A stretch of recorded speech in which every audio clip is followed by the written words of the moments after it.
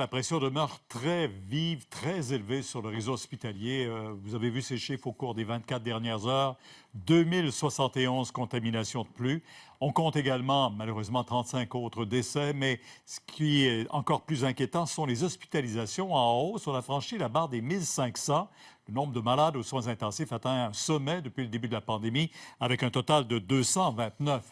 On sait ce qui va permettre de retrouver une certaine normalité, c'est la vaccination. Alain, ce qu'on craignait hier est arrivé parce qu'il y a des régions où on a carrément manqué de vaccins. Il y en a 4, là. Bas-Saint-Laurent, nord du Québec, Côte-Nord, Gaspésie, où on n'a pas fait de vaccination hier parce que les vaccins n'étaient pas disponibles et c'était la crainte du premier ministre et du ministre de la Santé.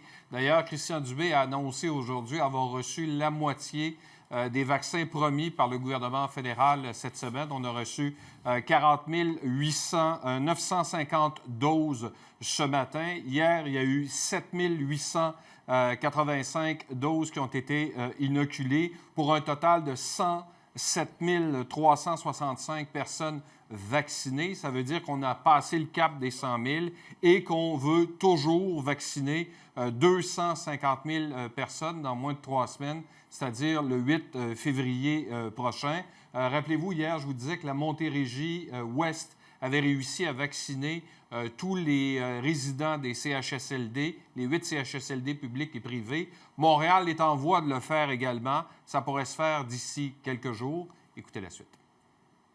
D'ici la semaine prochaine, tous les résidents des CHSLD à Montréal, les employés et les médecins, donc, auront été vaccinés. C'est plus de 29 000 vaccins, comme le disait tantôt Dr Drouin, là, qui ont été administrés depuis le début de la campagne de vaccination, dont 8 000 résidents en CHSLD et près de 12 000 travailleurs de la santé en CHSLD notamment. Et puis, on a commencé graduellement les autres groupes.